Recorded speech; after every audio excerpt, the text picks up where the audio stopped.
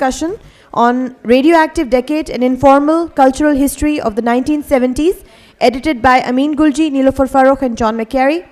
Please switch off your mobile phones or put them on silent mode. There will be a question and answer session at the end of the discussion. We would appreciate it if complete silence is observed while the session is in progress. I would like to invite the moderator and the panelists to please come and take their seats on stage. Our moderator for the session is Niilofur Farrukh.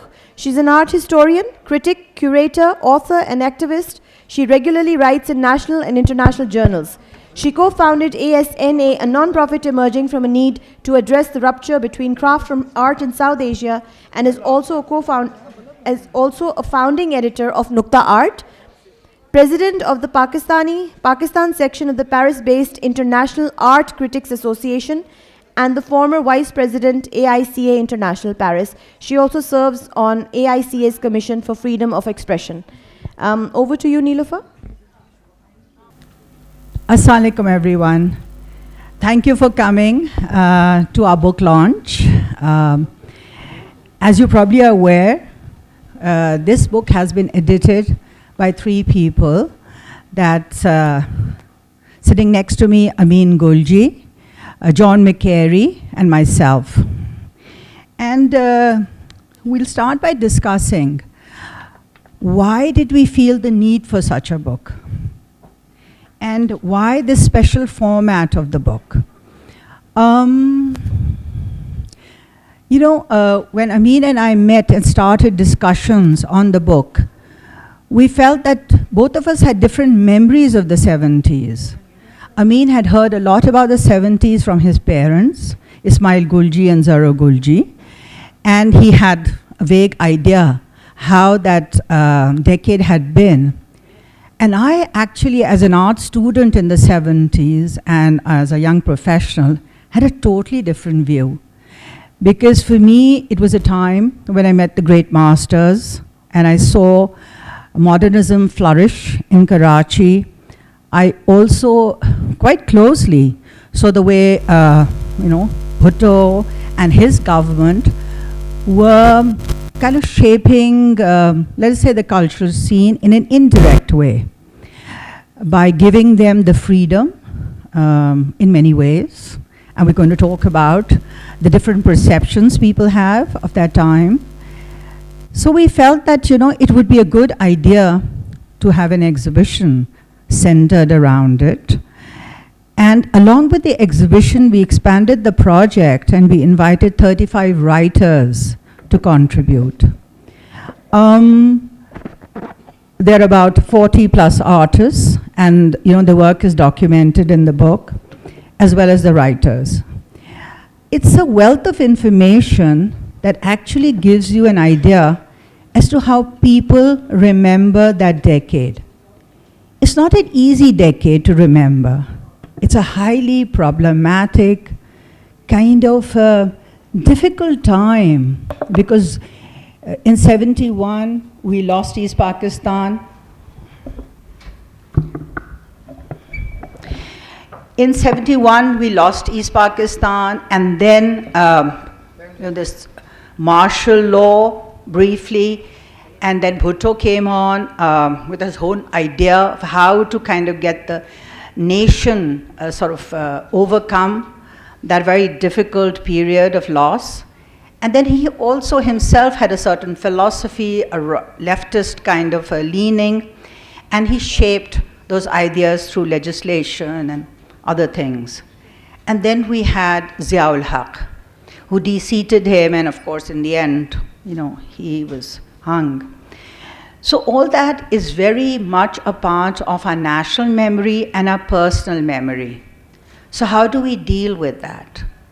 I'd just like to read a part of the introduction that I have written, and it might give you a sense of a way we kind of approached it.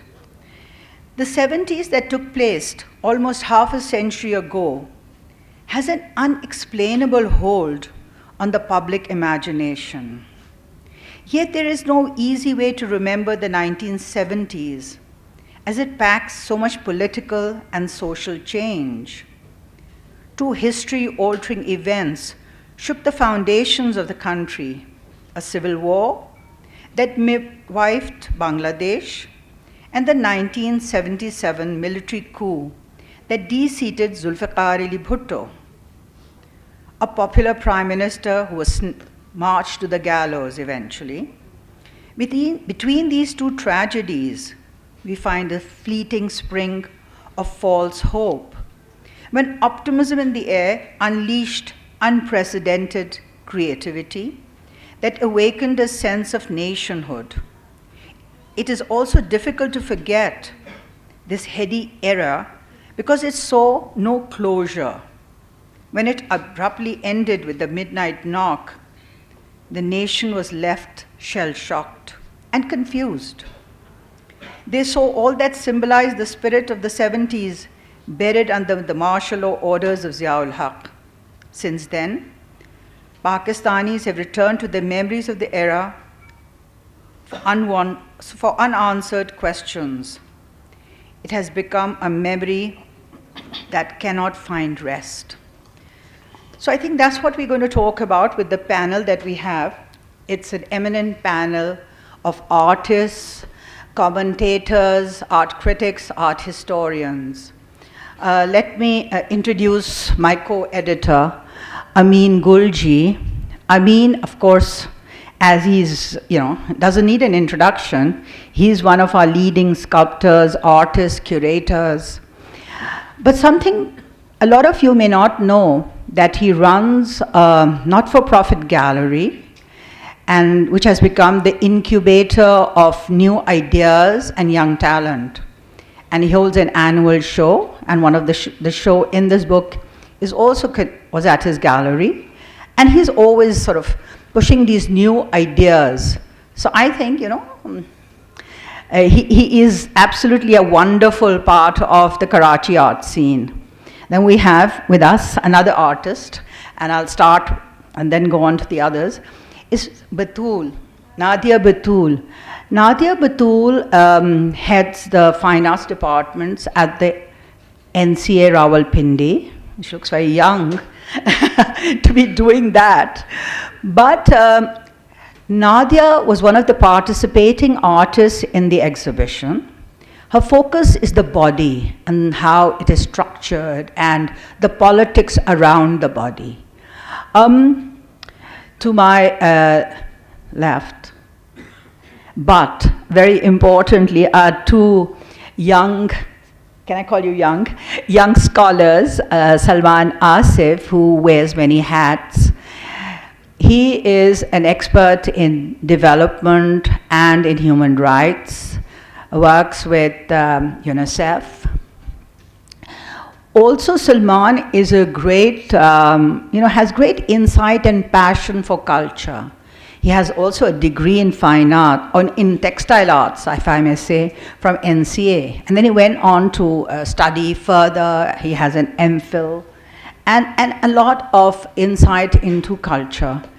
But one thing that's always struck me about Salman is there's this incredible knowledge of Urdu, English, and Persian. So to every commentary he writes, he brings all that knowledge and insight. And I think it makes his work tremendously rich, layered, and very, very readable and informative. And to my extreme left is Aasim Akhtar, again, from Islamabad, and I think he really doesn't need an introduction here in the intellectual circles. Aasim is an art critic, a curator, an artist. He has several books to his credit, and another one in the pipeline. And whenever I read Aasim's work, I always feel that, he has this, quite an incisive, analytical skill, which kind of fuses in his writing with this soulfulness. He's got the soul of a philosopher. So he has this analysis, and then he has this poetic side, which I think is a great combination for any writer. So let me ask put the first question to you, Amin. Amin, a lot of people have asked me about the title, and you came up with the title. And, can you tell us how you came about and how do you think it kind of resonates with the content of our idea? Thank you, Niilofer. I would like to begin by saying it was absolutely a pleasure working with Niilofer. We are always at each other's throats, and she makes me feel extremely, extremely alive. Well, the 70s are fascinating for me because I grew up with people saying beta in the 70s, and then they would go on and on and on. And I'd be a little skeptical. I mean, what was it? Was it that great? Come on, guys. I'm a Zia kid. That's all I know. So it was fascinating to curate a show with Niilofer on this decade. And this was an act of remembering, because we asked artists from ages 20 to age 70 to work on the 1970s, including one who's sitting next to me, Nadia. And their perspectives were fascinating. Two men were like shadows in the exhibition. One was Zulfikar Ali Bhutto, and the other was General Zia-ul-Haq. And they remained as shadows through the show, overlooking this decade. And I think their shadow remains still today. And we are still trying to find a way between the legacies of these two men. Radioactive, because quite frankly, that's when our Radioactive program started. But Radioactive, because the thing that was started, the kind of like atmosphere of Bhutto and Zia, the shadows of these two men, their afterlife remains still today. And we still feel its effect till today. And this act of remembering, I think, is extremely, extremely important. It's important to remember, not just the political scene, but the cultural scene. What was it like? So when we did the book, it was formulated by like Q&As. Let's ask the fashion designer, Maheen Khan. Maheen, what was it like? Let's ask Yasmin Lari. And this collection of voices from this incredible decade, of icons of that decade. And it was just such a pleasure to do this. Yeah. Thank you, Amin. I'd like to ask Salman, who sort of resides here in Islamabad, and when we approached him and said that Salman, do something for us on cinema of the 1970s, he chose to write on Shamim Ara, an iconic figure of the 1970s. So I'd like to ask him that why did he write on Shamim Ara, and why did he write for this book? Because he's a very busy man. Well, thank you very much, first of all, and thank you for your very kind introduction. I might actually like to have you quoted for my obituary. So, could I just take you back to the immediate question that I'm a child of 60s. I was grown up in 70s. So I have very, very vivid memories of 70s, first as an adolescent and later as a grown-up individual. And I spent that time partially in the city of Lahore. And I will take you to the 17th century Lahore very, very quickly. The patron princess of the city of Lahore, 17th century Mughal princess Zeb-un-Nisa. And she was an artist, a poet, a writer, a creative conversationalist, and she chose for herself a nom de plume, or the pen name, as Makhfi, the hidden one. Imagine that she's having a royal picnic in Dara Shiko's Baradari at River Ravi, somewhere around 1650s, and there's a mushaira. So she asks her friends, Chahar cheez az dil gham babord kodam chahar, 4 things that scratch away hopelessness, despair, and despondency from human heart. What are those 4 things? And her royal friends, they compose various verses, try to respond to her, give her options. and she doesn't accept any of them. And then they beseech her to give her second satr or her second one-liner to complete the couplet. And she says, Chahar cheez as dil gham babord kodam chahar, the four things that scratch away hopelessness, despair, and despondency from human heart are these four. Sharab, sabza, abe ravan, rukh-e nigar. There should be a fountain of wine, fountain of knowledge, from where people could come and quench the thirst for knowledge. There should be abe ravan. There should be the continuity of time, continuity of creative expression, sabza. There should be unhindered view of horizons, no limitations, rukh-e nigar, the face of my beloved, so close to my face. And the beloveds are all of you and all of us, people who seek literature, art, creative expression. Everybody clapped, and she repeated this verse many times. Then suddenly there was a commotion, and some of the friends whispered into her ear, hey, Emperor Aurangzeb has been standing behind you, and he may have even eavesdropped on your heretical verse, verging on being blasphemous in the mind of somebody thought of as devout as Aurangzeb. So she looked back and she completely turned the phrase around. Chahar cheez as dil gham babord kodam chahar, namaz, rozat, tasbih, astaghfar.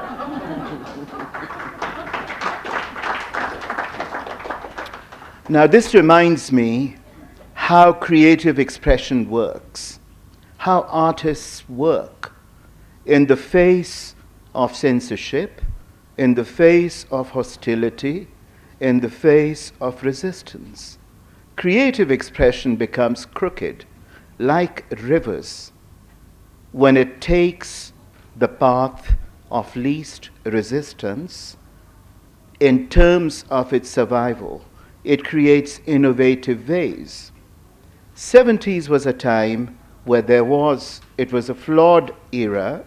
It had its own weaknesses, but it was a time where there was a fountain of knowledge available, of diverse dimensions. It was a time where you had rukh-e nigar, where you had people who appreciated and contributed and sought literature and art. And that is throughout this book.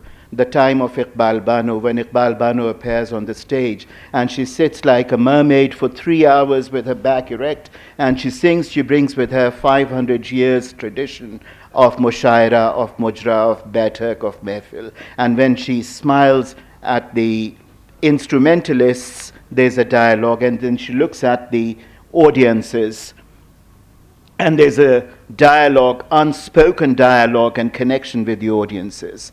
It was a time where there was abe ravan, continuity and lineage of cultural expression and cultural heritage, which was more or less lesser inhibited. It was a time where the horizons were widened. Within that context comes Shamimara, Putli Bai, a hitherto individual from the courtesan background. She becomes a great actress throughout the 70s, but then something very interesting happens. Like Zebun Nisa, she finds her fountain, she finds her rukh-e nigar, she finds her abe ravan, she finds her sabza, her horizon, and becomes a director. And director and writer and producer of movies that were constantly highlighting women's empowerment, women's voice, women's visibility, and most importantly, women's agency, their ability to catalyze the society. Last sentence, and her entry in film coincides with an entry of another woman who is not mentioned in my writing, but Dr. Fawzi Said, who's sitting there, she has very capably written about her, Bali Jatti, the female champion of folk theatre in Pakistan. Thank you. I'm so manages to evoke this kind of passion, because that's what we wanted. We wanted it to come together, I mean, to actually, kind of come to you together and evoke that era. So I'd like to sort of now move on to Aasim, Akhtar, who's contributed two wonderful interviews, one of Madiha Gohar, and we were very fortunate because at that time, she hadn't been taken from us, and also of Anwar Saeed. Anwar Saeed, as you probably know, is a Lahore-based artist.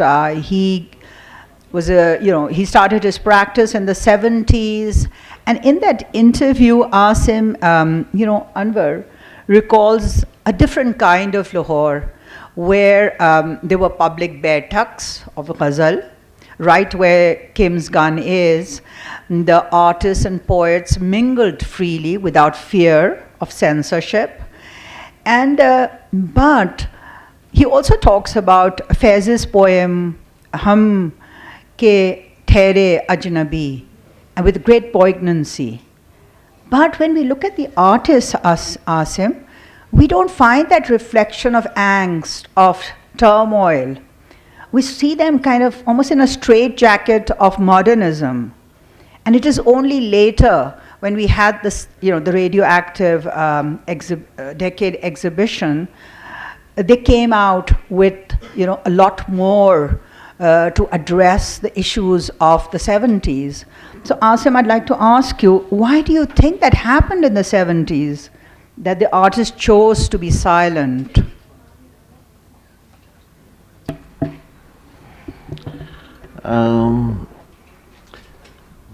To begin with, when you look at the 70s as a decade, you can't possibly look at the 70s as a decade in isolation.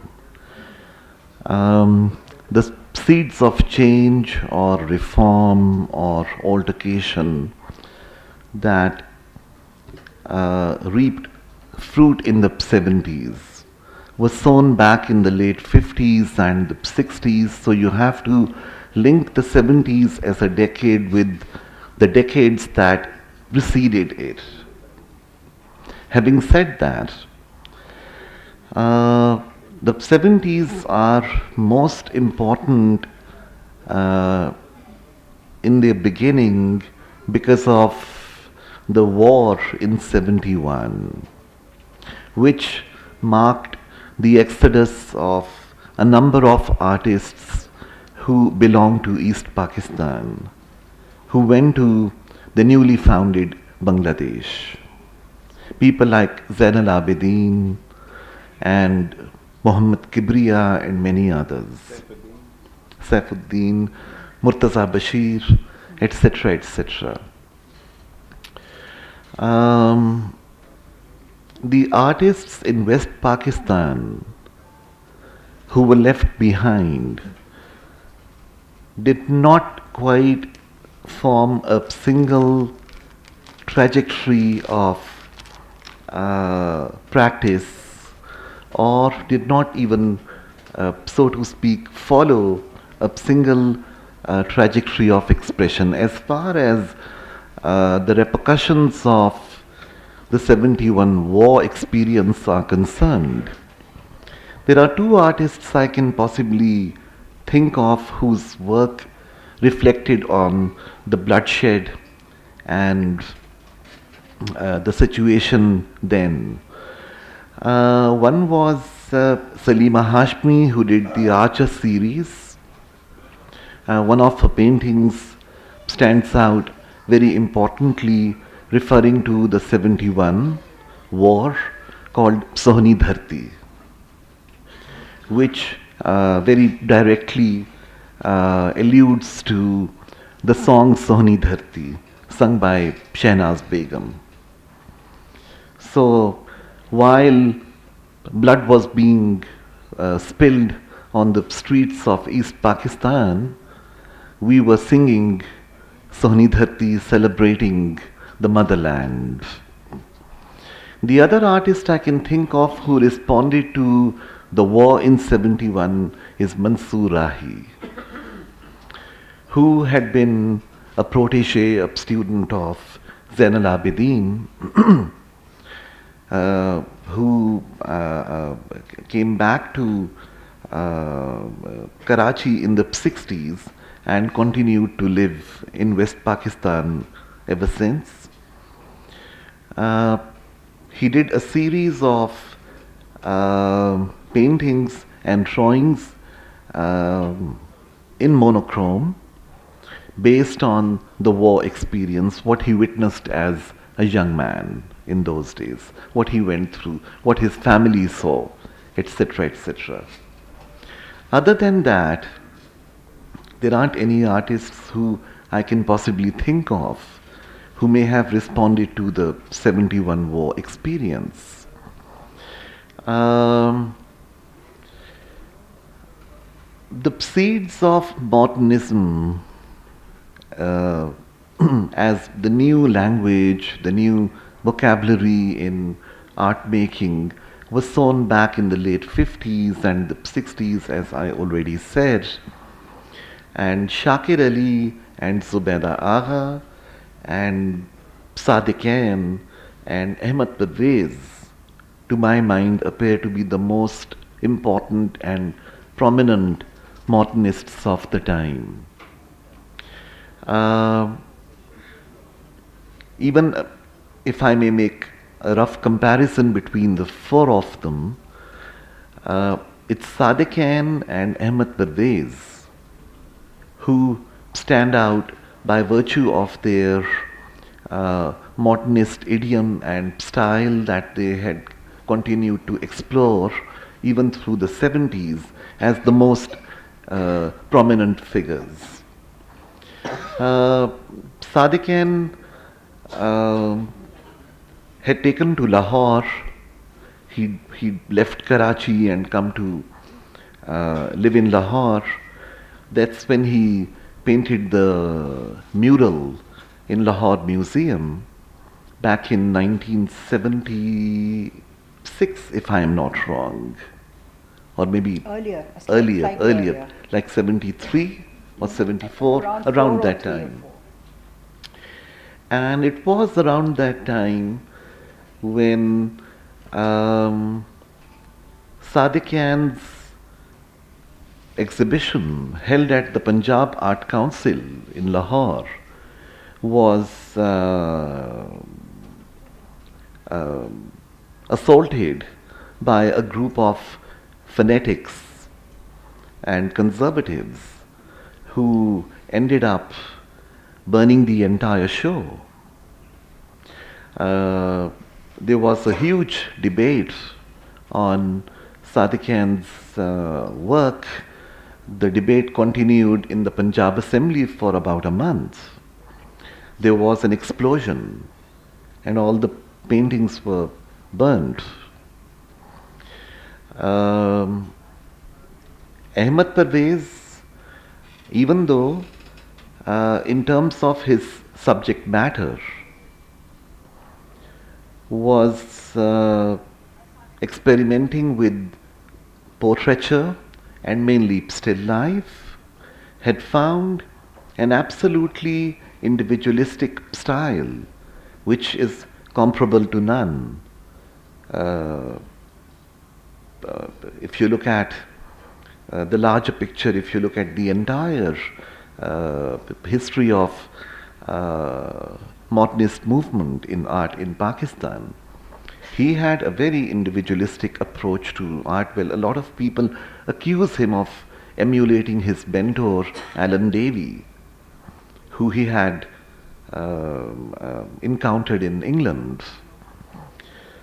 I beg to disagree there, though. To emulate the style of your mentor or teacher or whosoever you may have been impressed by is not akin to plagiarism or copying.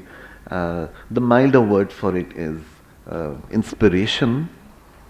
But I think that Ahmed Parvez had evolved a style of his own. The chaos, the feelings of unrest and furtiveness, which had been a part of his personal character, can be seen in his work. The grotesquerie,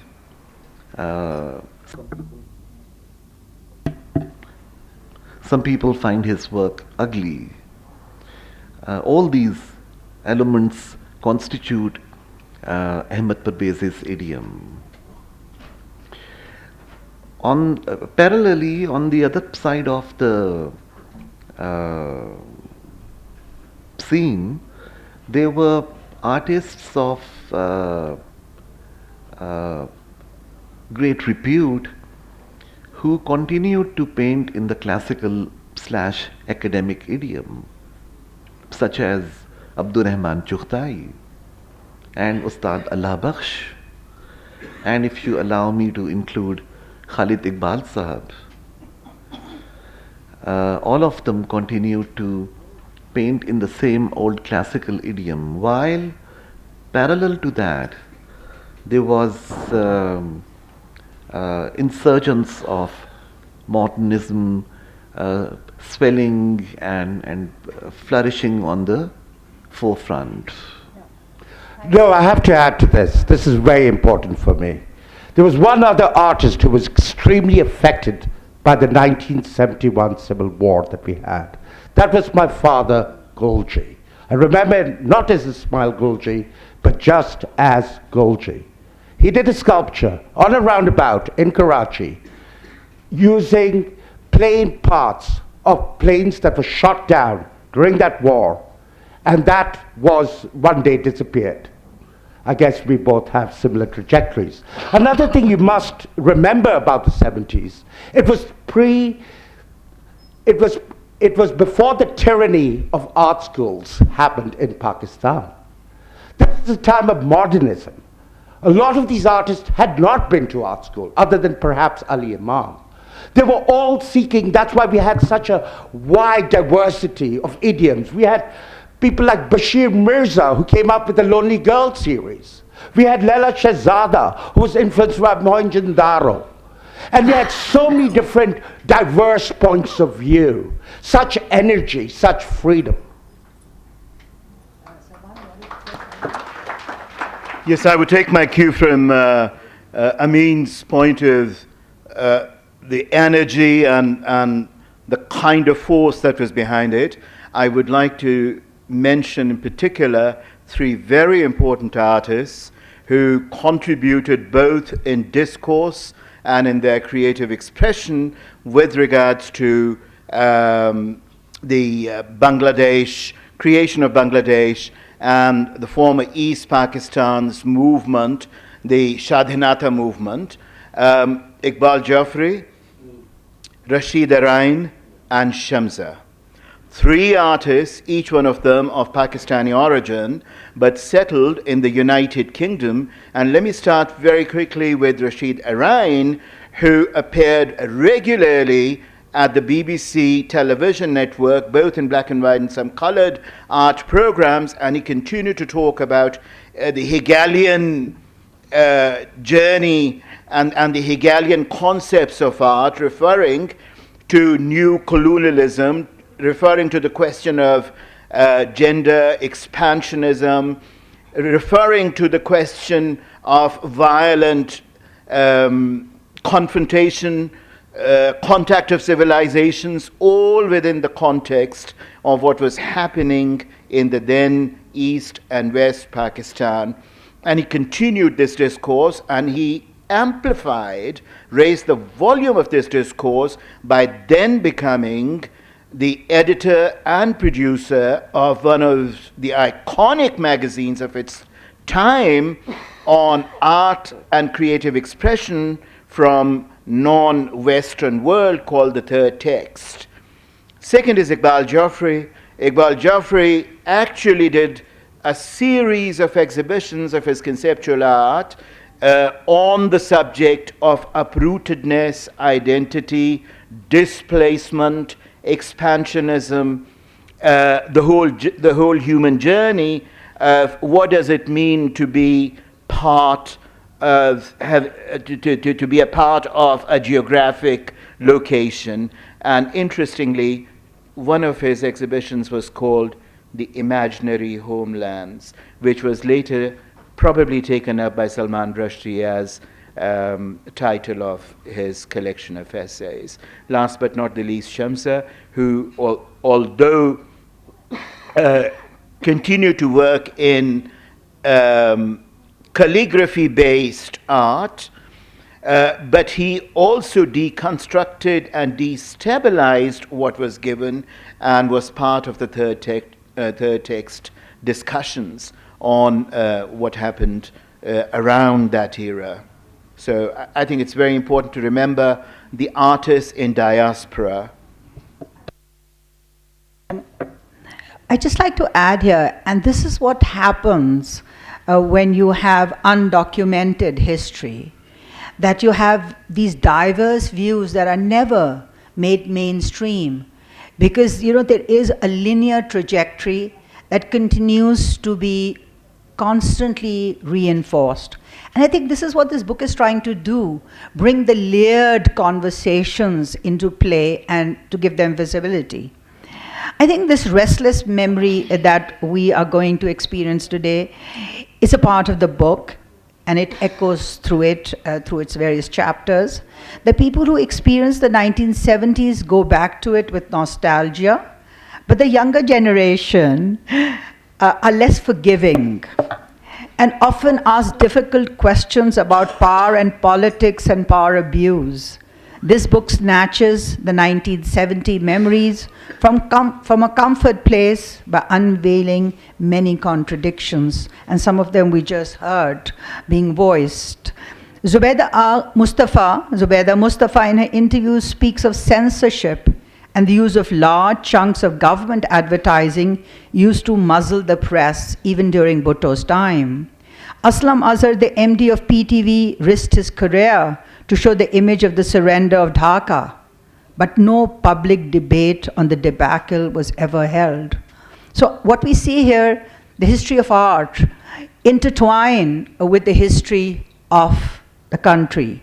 So I'd like to ask you, Nadia, your contribution to the Radioactive Decade exhibition was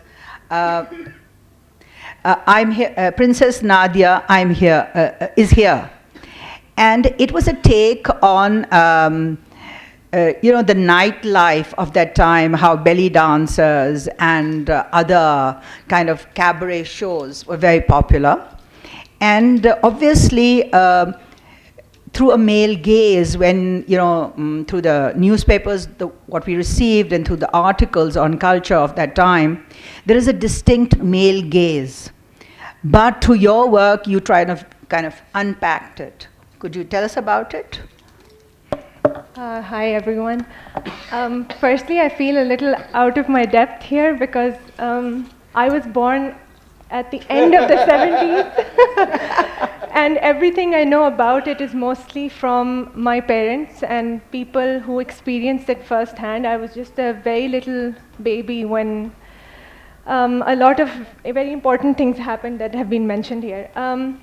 So when Amin asked me to participate in this show, I was thinking I had seen this poster that Tappu Javeri had posted in a collection of photographs on Facebook that he had found. And this poster had a very large kind of a text that said, "Princess Nadia is here." And I thought it was really interesting that, of course I saw my own name in it, and there was an image of a belly dancer, and she was posing mid-dance, and it looked very beautiful to me. And what I found very interesting was that how everything I'd heard about the 70s was mostly about how open-minded Pakistan was, how liberal Pakistan was at that time, but, sorry, I'm so sorry. But what I noticed was how the female body was on display, and I thought it was important to comment on that, on how, even if you consider that, I mean, you've mentioned how there was a lot of censorship, but advertising for the nightlife, of course, had all these images that were quite provocative. But again, it was the female body on display, and I thought it'd be interesting to put myself, I photoshopped myself in that image, and to see what kind of a response I would get from that. Amin, since I did not visit the opening, Amin would know better what happened. Well, it was really interesting how working with Batool, Nadia is always a pleasure. And it was really fantastic because she's like, okay. I said, Nadia, how do you want this work to happen? She said, I want this Xeroxed. She sort of photoshopped her face on top of this image from the 1970s. It was an advertising poster for this cabaret act of Princess Nadia. And we plastered it all over the gallery. So it was like a poster, this sort of cheap photostat poster plastered all over the gallery. And it was extremely, extremely effective. In what way do you think everyone, I'm still, interested in knowing how people reacted to it being all over the place. What was interesting about it, I think it could have been taken on many a level, but the humor of it was fantastic. People forget that there needs to be a little bit of laughter. Yeah, no, it was great. It was great. When people respond, they respond by using their phone. They respond by chuckling. They respond by looking. And a few things were even taken off my wall, which was amazing. I love that. What I was thinking of at the time was to try to imagine myself in that image. And besides that, I feel like the female body, even the censored female body is still on display, because I remember as a child going to Atwar Bazaar in Karachi. I grew up in Karachi. And a lot of fashion magazines would be on sale, they would be spread all over these tables. But they were censored with a black marker, even their faces sometimes. However, most of the body was still on display. So I found that really interesting and funny, and I just wanted to make a comment on the female body on display in Pakistan, from the 70s up to now. And do you know what's interesting? The actual Princess Nadia, the actual cabaret dancer, is interviewed in our book. By Saqib Malik. And there's a fantastic Q&A, because Marzi was very popular at that time, and she took a lot of nom de plumes. She was so-and-so from Lebanon and so-and-so from Egypt. She was Princess Amina, I think, from Egypt. She had many names. Cyprus. I think one of them was Nadia. Thank you. But from your own work's perspective, how do you see it? In the sense, the context of your work, this particular poster? I think it adds to what I've been doing. I think humor is very important, and I believe that I don't want to take my work and myself too seriously. So Amin I must say, has been a great help for me to develop my work in that direction as a younger artist. Well, not so young, but relatively younger artist. I think I need mentors like him, and to help me find my way, and maybe perhaps to develop the way that I'm expressing myself, because I can't help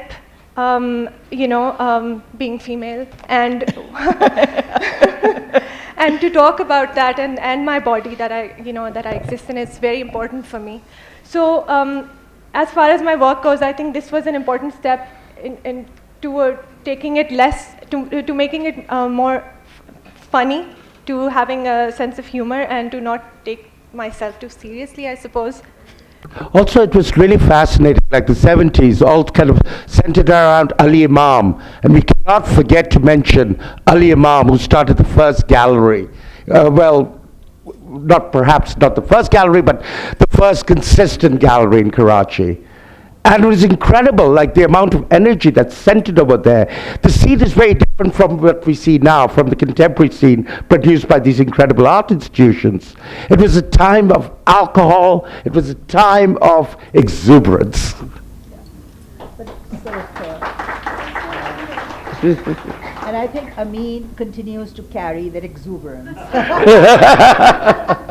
Good for us. Okay. Now I think, coming to the book itself.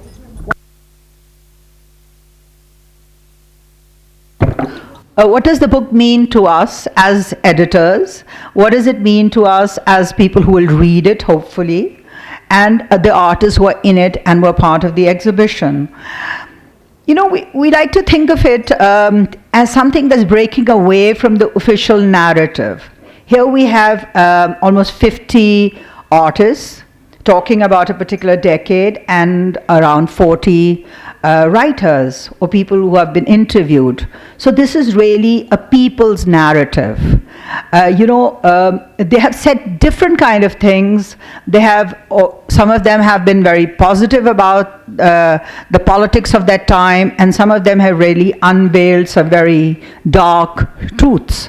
So I think there is what this book does is it covers a very vast range of fields, and I'll just like to kind of tell you a little about what we've tried to cover here is from the fields of visual arts, architecture, theater, dance, nightlife, television, advertising, fashion, music, film, journalism, and literature. Urdu and English literature of that time. And we have some of the people here who have contributed, some people in the audience who have contributed to this book.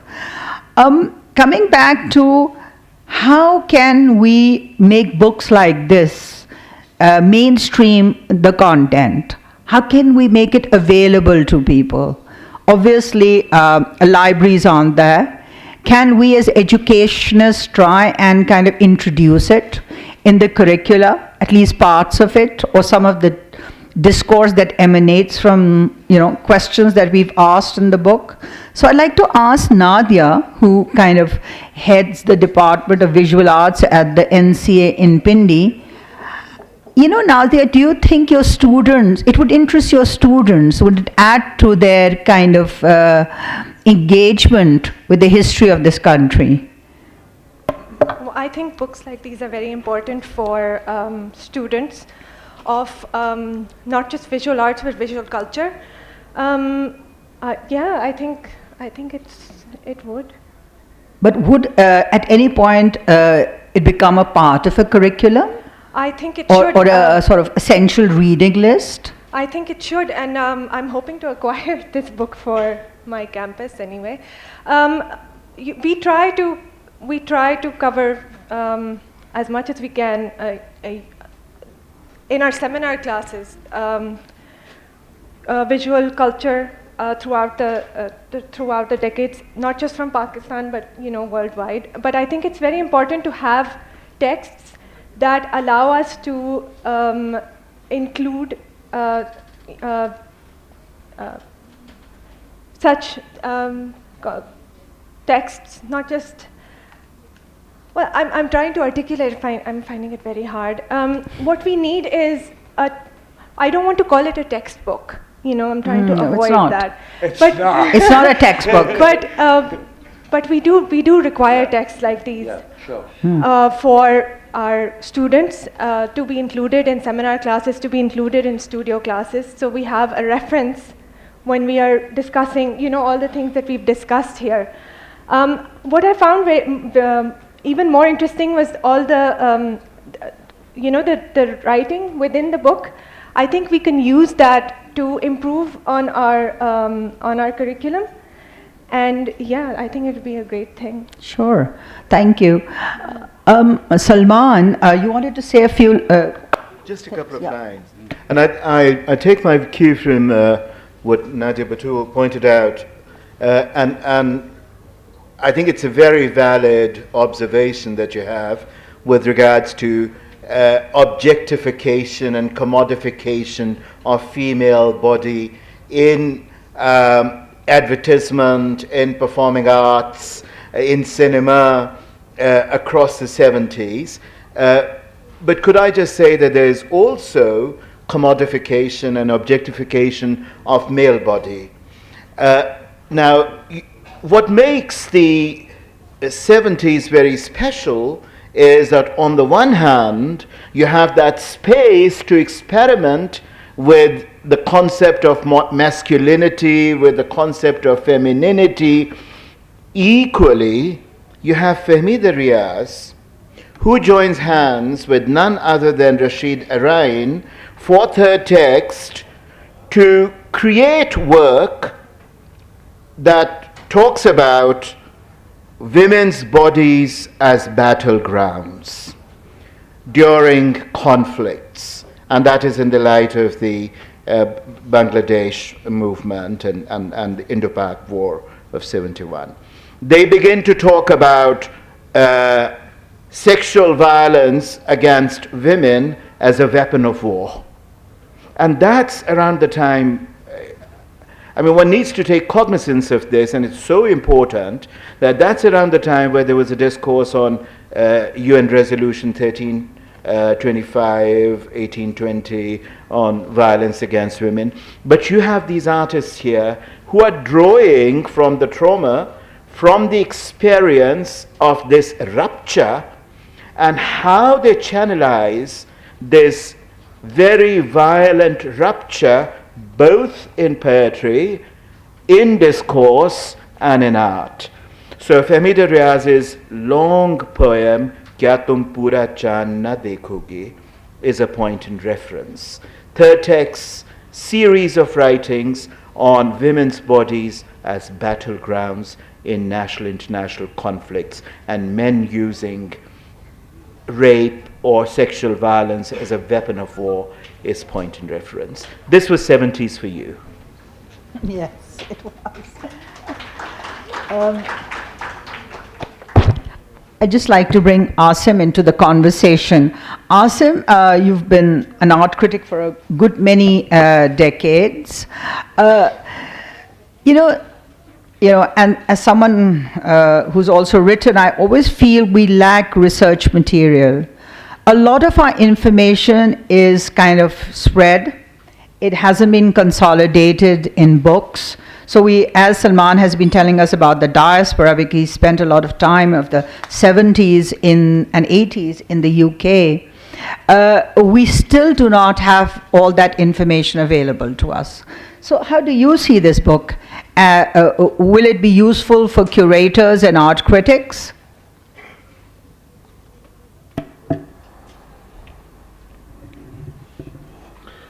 Well, by virtue of the fact that the book is very diverse in its scope and its format, and speaks about virtually all the categories within the realm of society, art, and culture, it is a very, very important book.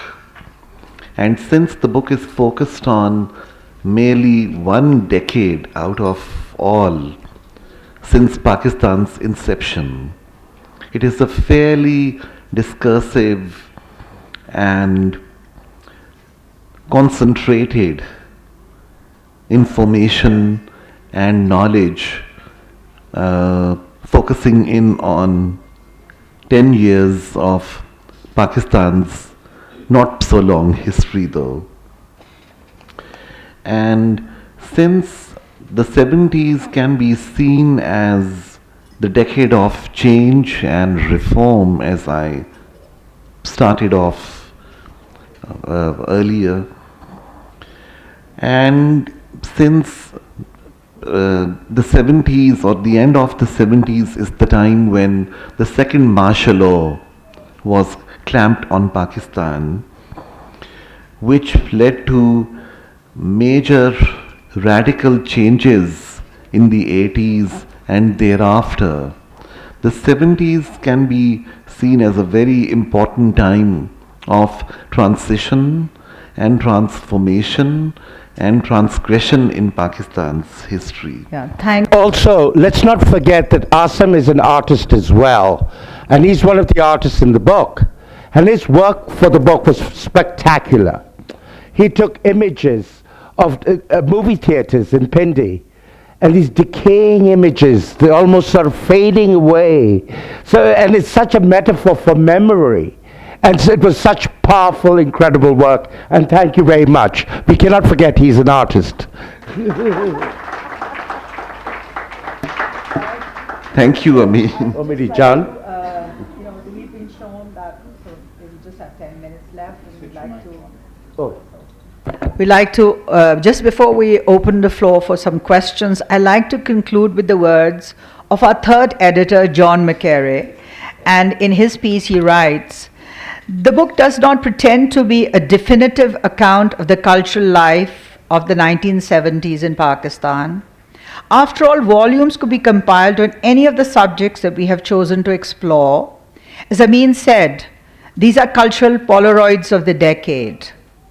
Our only aim here is to take the reader on a tour of the cultural life of the decade, to let him or her listen in on conversations with some of the greats of the time, to see the connections that emerged among many of these different creative fields and how they reinforced one another to make the 1970s one of the most culturally vibrant decades the country has ever known." Thank you very much, dear panelists.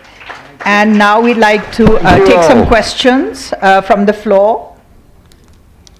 Oh, no. Shit. You have some artists also kind of ready to ask questions. So I'm Moeen Bartley, and I was not quite a teenager, sort of in the 70s, but for me, the 70s, because we didn't really have the 80s as a creative space, so 70s is all we had.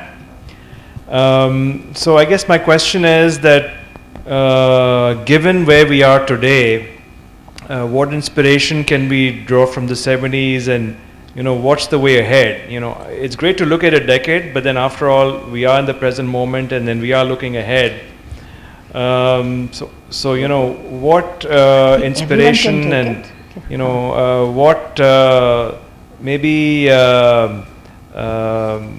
what secrets are there in the 70s that can maybe give us a hint towards what's in the future? Okay, I see one parallel between the cultural scene of the 70s and what's happening today. There is one connection. In the 70s, there was a lot of cross-disciplinary dialogue. The JJ, Java Jabbar, new artists, architects, filmmakers, everybody really knew, and I'm talking about the Karachi context, of course. I only know my hello. And I see today as well that sort of cross-disciplinary where my friends are authors and writers and filmmakers and theater people. We know each other. And we all help each other because there's very little support for culture. So we try to come together wherever we can and support each other. So that kind of like cross-disciplinary energy that I discovered was in the 70s, I find it today. I'd just like to add one thing that we can take away from the 70s is to be fearless. Because I think the 70s was the time when people were not inhibited. There was a sense of fearlessness. I mean, if Ali Imam was doing something, he didn't think of repercussions. He was just out there doing it. And I think a lot of others were the same, in the various fields. And that is why in such a short time of maybe 6-7 years, they achieved such a lot. Also, I think the memory of loss of East Pakistan gave an urgency to the time. And I think we are also now sensing that urgency, that if we don't do it now, when are we going to do it? That sense of urgency. So I think that was one thing. Anybody else?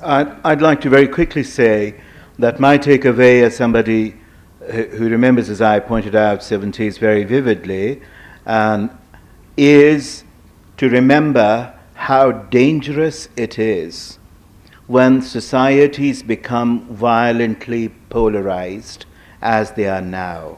Yes, there is dialogue now, but that dialogue generally is amongst like-minded people. But look at 70s. There's documented dialogue between self-declared atheist Josh Maliabadi, the great poet, and Maulana Maududi. And their conversation is a published conversation. And it's a friendly conversation. They're attacking each other's positions. They're, as you said, they're fearless. The second thing that I would take away, and I would say ad infinitum, is how dangerous it is to create an environment of evasion and erasure. Because 70s memory had been erased systemically through instruments, mechanisms, procedures and processes and legislation, we ended up where we ended up in the 90s.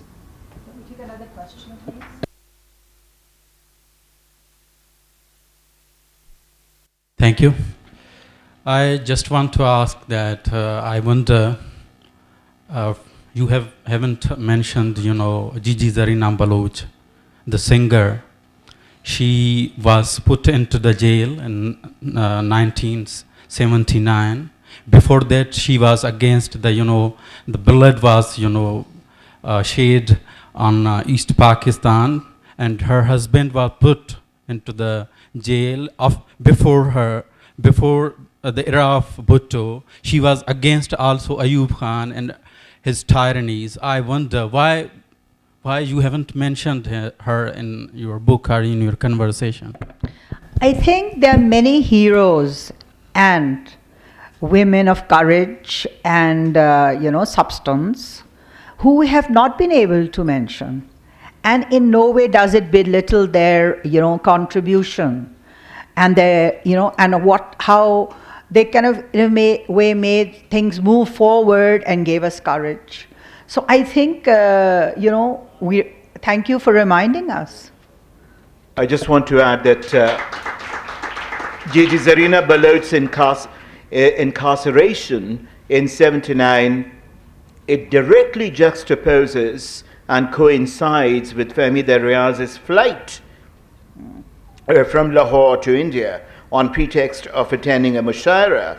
There were 21 charges that were slapped upon her, including treason, sedition, and terrorism. So yes, there is a whole chapter that needs to come in future discourses, and I'm glad that this discussion is leading us in that direction also, where there's also been an erasure of women's movement, artists' women's and creative women's movement, not only for women's rights, but also in terms of democratization, in terms of freedom of expression and expression of freedom. Can we take a few more questions quickly? How much do we have? Yeah. Question for you, Sir Amin. You said earlier that a tyranny of art schools happened. So I wanted to ask you what happened. What happened to the art schools? I was joking about the bit tyranny. I really believe in art schools. They're really wonderful, and especially the one she heads. Yes. No, but what is an art school? An art school teaches you the fashion of the times. Art school teaches you what is happening now. And there is a certain sort of awareness that comes from it. It of course has to seep into your work. And that was very different from the modernists, because not going to art school, then you can take any which approach.